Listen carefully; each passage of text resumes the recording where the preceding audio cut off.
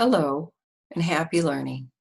Today in Las Papas, potatoes, we find in a paragraph where it talks about Isabel wishes for the simplicity of not having worries. By having nothing, she felt it would be the best. Let's read. Esperanza almost never left Mama's side. She sponged her with cool water and fed her teaspoons of broth throughout the day. Miguel offered to take over the sweeping job for her, but Esperanza wouldn't let him. Irene and Melina arrived each morning to check on Mama and to take the babies. Alfonso and Juan put up extra layers of newspaper and cardboard in the bedroom to keep out the November chill. And Isabel drew pictures to hang on the walls because she did not think the newspaper looked pretty enough for Mama. The doctor came back a few weeks later with more medicine. She is not getting worse, he said, shaking his head, but she is not getting better either. Mama drifted in and out of fitful sleep, and sometimes she called out for Abuelita. Esperanza could barely sit still and often paced around the small room. One morning, Mama said weakly, Esperanza. Esperanza ran to her and took her hand. Abuelita's blanket, she whispered. Esperanza pulled her valise from under the bed.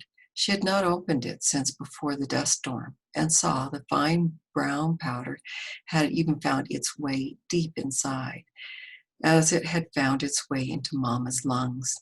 She lifted out the crocheting that Abuelita had started the night Papa died. It seemed a lifetime ago. Had it only been a few months ago? She stretched out the zigzag rows. They reached from one side of Mama's bed to the other, but were only a few hands wide, looking more like a long scarf than the beginnings of a blanket. Esperanza could see Abuelita's hairs woven in, so that all her love and good wishes would go with them forever. She held the crocheting to her face and could still smell the smoke from the fire and the faintest scent of peppermint. Esperanza looked at Mama, breathing uneasily. Her eyes closed. It was clear she needed Abuelita. They both needed her. But what was Esperanza to do? She picked up Mama's limp hand and kissed it. Then she handed the strip of zigzag rose to Mama, who clutched it to her chest. What had Abuelita told her when she'd given her the bundle of crocheting? And then she remembered. She had said, "Finish this for me, Esperanza, and promise me you'll take care of Mama." After Mama fell asleep, Esperanza picked up the needlework and began where Abuelita had left off. 10 stitches up to the top of the mountain and 1 stitch. 9 stitches to the bottom of the valley, skip 1. Her fingers were more nimble now, and her stitches were more even. The mountains and valleys in the blanket were easy, but as soon as she reached the mountain, she was headed back down into a valley again. Would she ever escape this valley she was living in, this valley of Mama being sick? What else had Abuelita said? After she had lived many mountains and valleys, they would be together again. She bent over her work, intent, and when her hair fell into her lap, she picked it up and wove it into the blanket. She cried when she thought of the wishes that would go into the blanket forever, because she was not wishing that Mama would not die. The blanket grew longer, and Mama grew more pale. Women in the camp brought her extra skeins of yarn, and Esperanza didn't care that they didn't match. Each night when she went to bed, she put the growing blanket back over Mama, covering her in hopeful color. Lately it seemed Esperanza could not interest Mama in anything. "Please, Mama," she begged. "You must eat more soup. Please, Mama. You must drink more juice. Mama, let me comb your hair. It will make you feel better." But Mama was listless, and Esperanza often found her weeping in silence. It was as if after all her hard work in getting them there, Her strong and determined mother had given up. The fields frosted over and Mama began to have trouble breathing. The doctor came again with worse news. She should be in the hospital. She's very weak, but more than that, she is depressed and needs nursing around the clock if she is to get stronger. It is a county hospital, so you would not have to pay, except for doctor bills and medicines. Esperanza shook her head no. The hospital is where people go to die, she began to cry. Isabel ran to her, crying too. Hortensia walked over and folded them both into her arms. No, she is going to the hospital to get better. Hortensia wrapped Mama in blankets, and Alfonso drove them to Kern General Hospital in Bakerfield. The nurses would let Esperanza stay with Mama only a few minutes, and when Esperanza kissed her goodbye, Mama didn't say a word, but just shut her eyes and drifted off to sleep. Riding home in the truck that evening, Esperanza stared straight into the valley of light made from the truck's headlamps, feeling as if she were in a trance. Hortensia, what did the doctor mean when he said that Mama was depressed? In only a few months, she has lost her husband, her home, her money, and she is separated from her mother. It is a lot of strain on her body to cope with so many emotions in such a short time. Sometimes sadness and worry can make a person sicker. Your mother was very strong through your father's death and her journey here for you. But when she got sick, everything became too much for her. Think of how helpless she must feel. Hortensia took out her handkerchief and blew her nose, too upset to continue. Esperanza felt like she failed Mama in some way and wanted to make it up to her. Mama had been strong for her. Now it was her turn to be strong for Mama. She must show that she didn't need to worry anymore. But how? Abuelita? I must write to Abuelita. Hortensia shook her head. I am sure your uncles are still watching everything that goes in and out of the convent, and probably the post office too. But maybe we can find someone going to Aguascalientes who can carry a letter. I have to do something, said Esperanza, holding tears back. Hortensia put her arm around Esperanza. Don't worry, she said. The doctors and nurses know what she needs, and we will take care of one another. Esperanza didn't say what she really thought. That what Mama really needed was Abuelita, because if sadness was making Mama sicker, then maybe some happiness would make her better. She just had to figure out a way to get her here. When she got back to camp, she went behind the cabin to pray in front of the washtub grotto. Someone had knitted a shawl and wrapped it over Our Lady's shoulders, and the sweetness of the gesture made Esperanza cry. Please, she said through her tears, I promised Abuelita I would take care of Mama. Show me how I can help her. The next day, Esperanza pulled a heavy shawl around her shoulders and waited for Miguel to come home from the fields. She paced in the area where the trucks unloaded and wrapped the wool tighter against the early winter cold. She had been thinking all day about what to do. Ever since Mama had first become sick over a month ago, they had no money coming in. The doctor's bills and medicine had used up most of what they'd saved. Now there were more bills. Alfonso and Hortensia offered to help, but they had done so much already, and they didn't have much to spare. Besides, she could not accept their charity forever. Abuelita's ankle was probably healed by now, but if she hadn't been able to get her money out of Tio Luis's bank, then she would have no money with which to travel.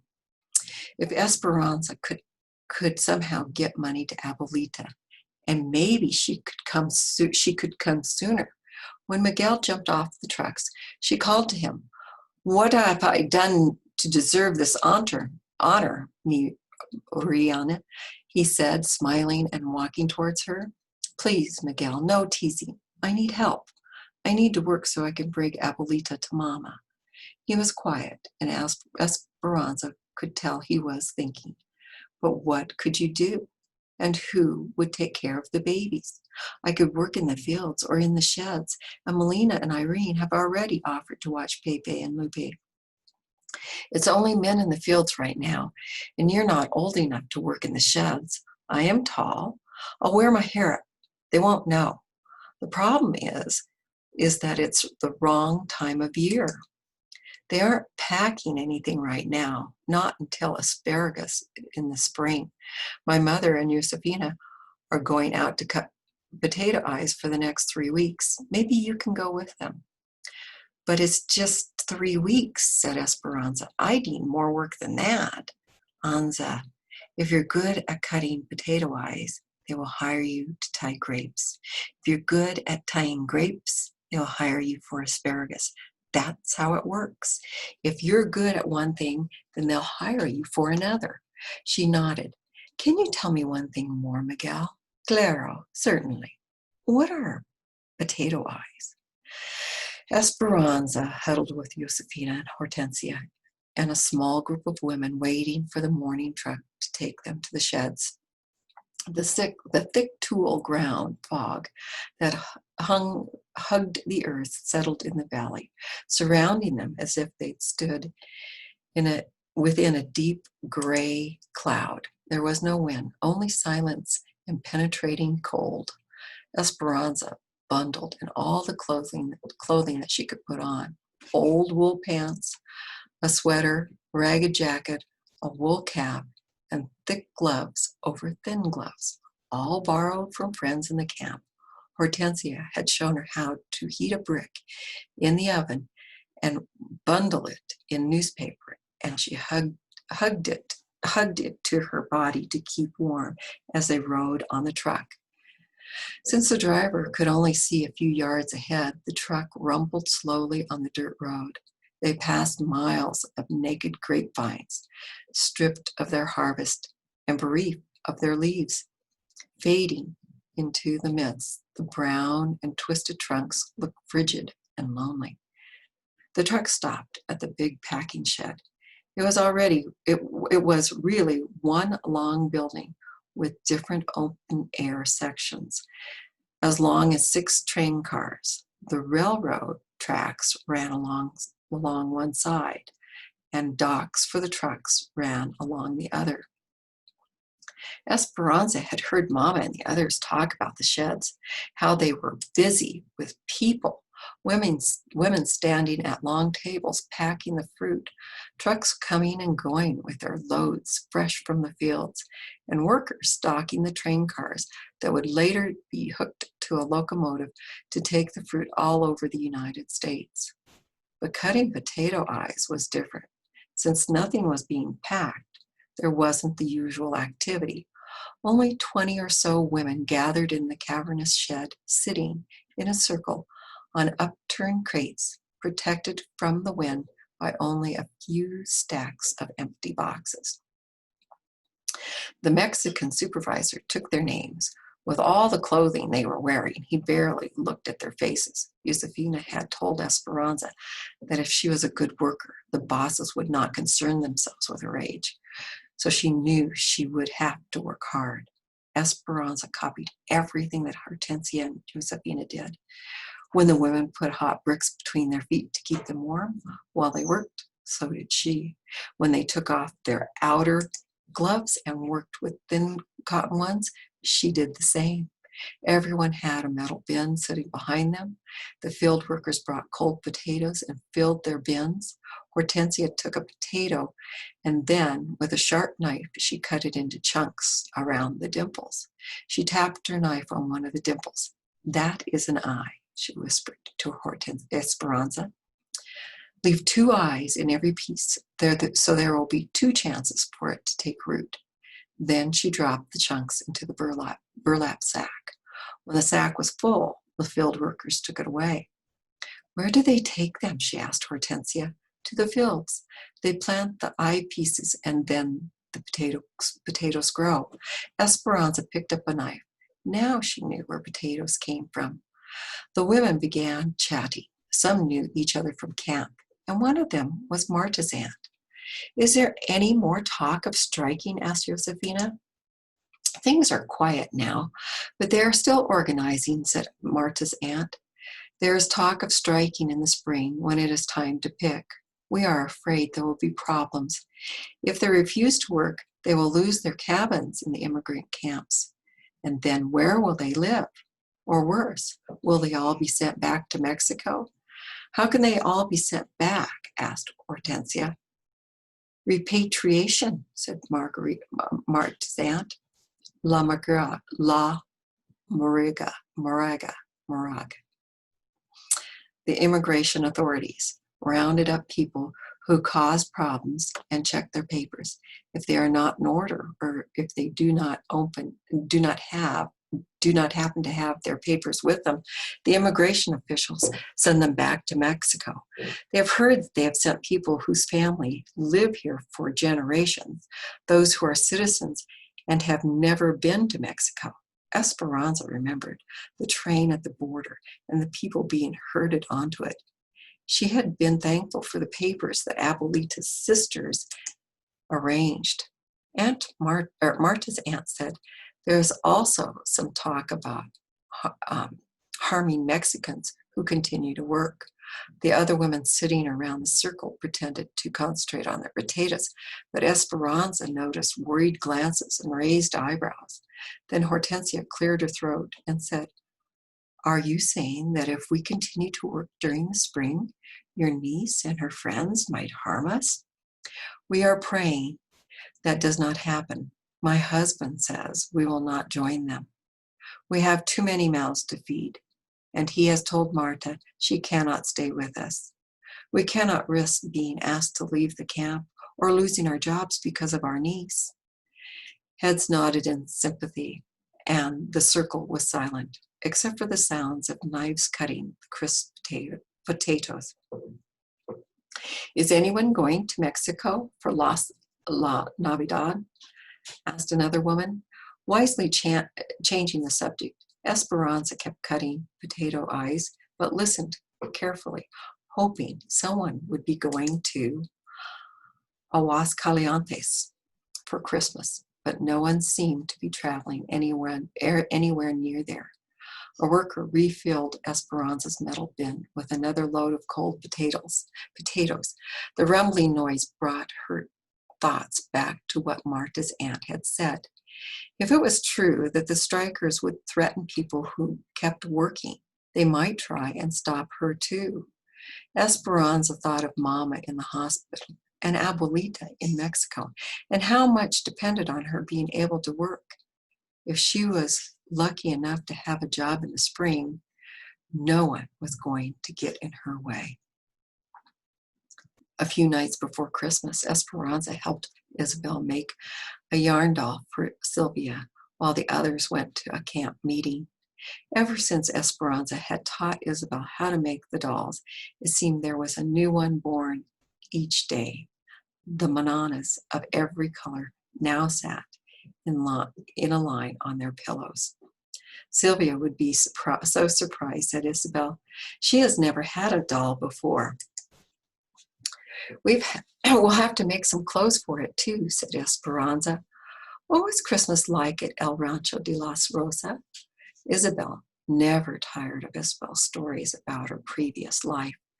Esperanza stared up at the ceiling, searching her memories. Mama decorated with Advent wreaths and candles. Papa set up the nativity on a bed of moss in the front hall, and Hortensia cooked for days. There were empanadas filled with meat and sweet raisin tamales. You would have loved how Abuelita decorated her gifts. She used dried grapevines and flowers instead of ribbons. On Christmas Eve, the house was always filled with laughter and people calling out, Feliz Navidad. Later, we went to the cathedral and sat with hundreds of people and held candles during midnight mass.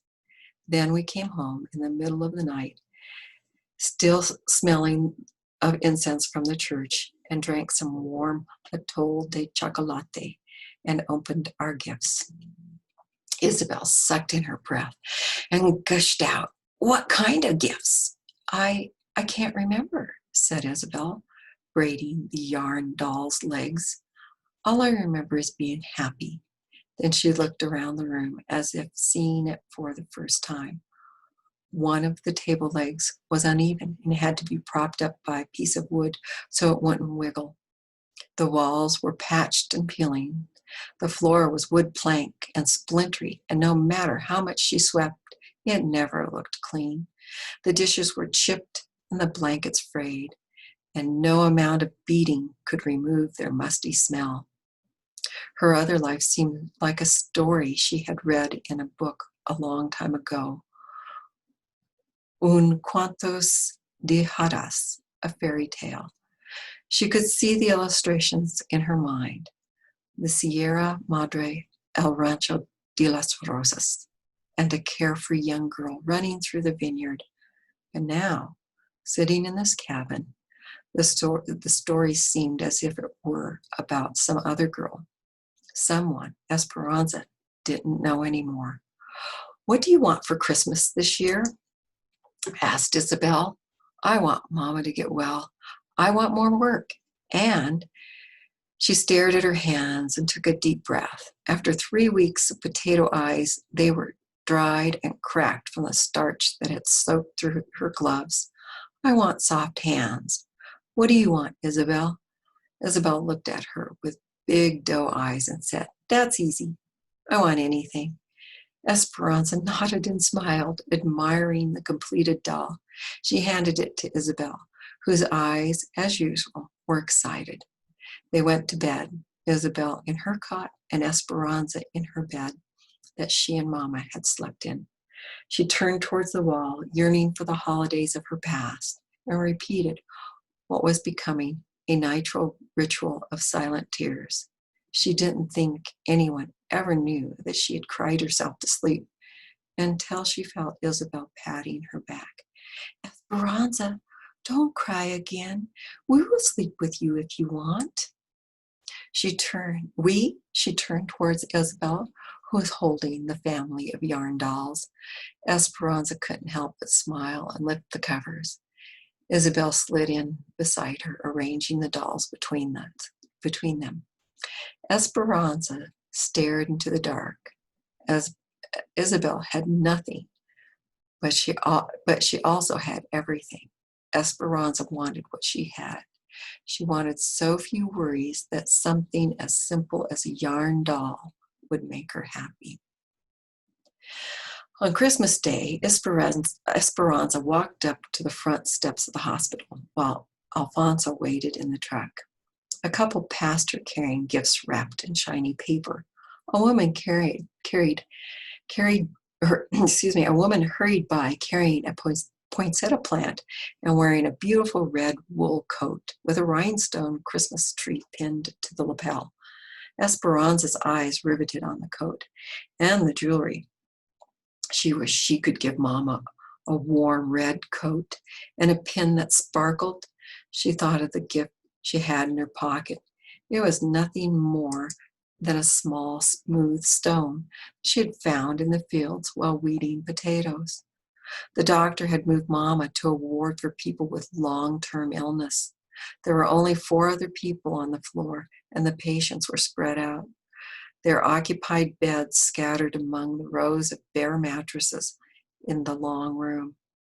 Mama slept and didn't wake even to say hello. Nevertheless, Esperanza sat next to her, crocheted a few rows on the blanket, and told Mama about the sheds and Isabel and the strikers. She told her that Lupe and Pepe could almost walk now, and that Miguel thought that Papa's roses showed signs of growth. Mama didn't wake to say goodbye either.